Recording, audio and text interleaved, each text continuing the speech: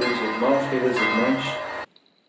Normalmente, para quem tem o costume de ler as cartas de São Paulo, sabe bem que elas são sempre muito densas de conteúdo doutrinal.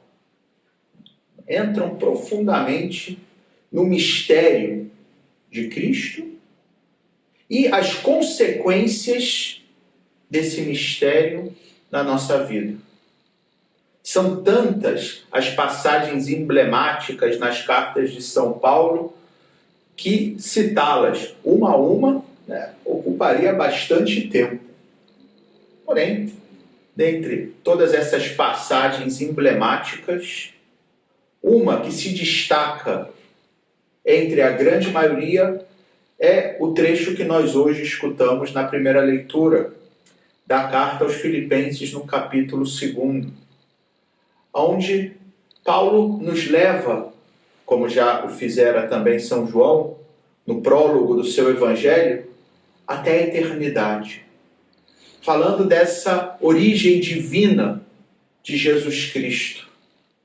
E colocando que ele, embora fosse Deus, ao vir até nós, não se apegou, não fez da condição de Deus uma usurpação, como diz a tradução que escutamos hoje, mas ao contrário, fez-se como um de tantos, fez-se escravo e assumiu a nossa existência até o ápice da sua entrega na cruz. E aqui nos coloca diante de uma realidade que deve também nos fazer refletir a cada dia sobre nós mesmos. Porque, se por um lado ele era Deus, se fez homem, se fez escravo e morreu, quando nós olhamos para nós mesmos é mais bem o contrário. Nós que não somos nada, queremos nos fazer Deus. E longe de servir aos demais, queremos ser servidos por todos.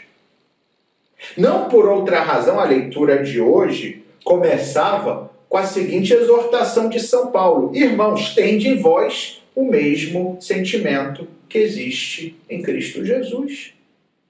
Justamente porque não somente somos chamados a olhar o exemplo dele e dizer, olha que coisa bonita, realmente como Deus é bom, como Jesus foi generoso. Sim, tudo isso é verdade e devemos agradecer a Deus. Mas ao mesmo tempo somos mais do que convidados, somos exortados, instados a seguir o seu exemplo. E seguir o seu exemplo também significa reconhecer que Ele é o nosso Senhor. De fato, assim terminava a primeira leitura de hoje.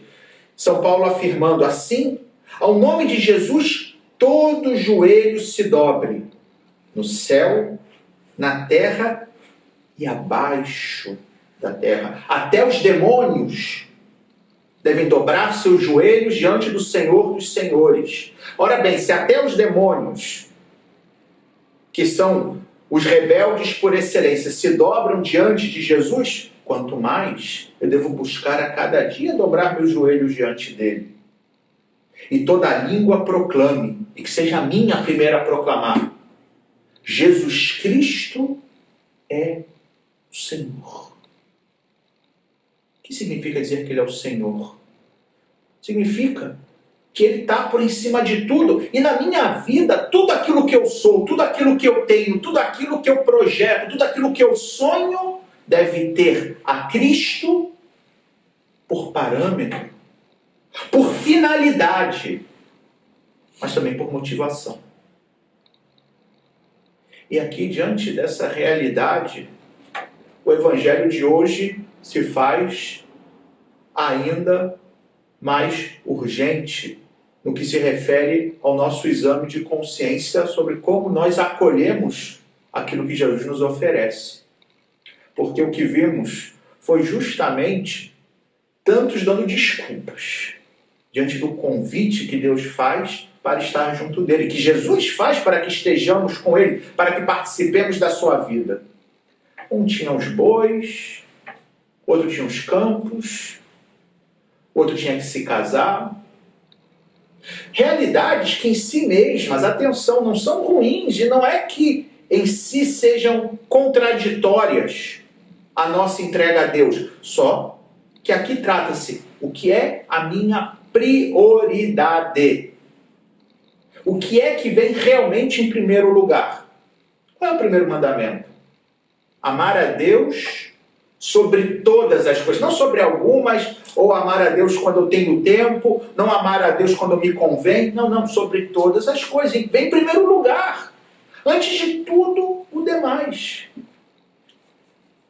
E nesse sentido, e assim vamos concluindo, é interessante na parábola que Jesus conta, né, dos que foram convidados e rejeitaram o convite, que o dono da casa, né, que fazia o convite, então mandou ir pelas ruas, chamando os pobres, os aleijados, os cegos e os coxos.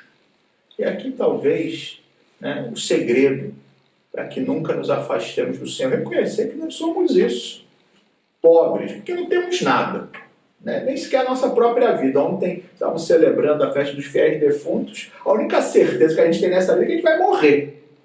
Nem sequer a vida que nós agora estamos experimentando é algo que a gente tem posse verdadeira. Somos realmente pobres. Somos aleijados, porque precisamos sempre de ajuda. Quem aqui pode dizer que precisa de ajuda de ninguém, de nada? Eu preciso sempre de alguém que me sustente. Somos cegos, porque, enfim, o que a gente enxerga é muito pouco. E normalmente o pouco que a gente enxerga, ele se equivoca naquilo que a gente está enxergando.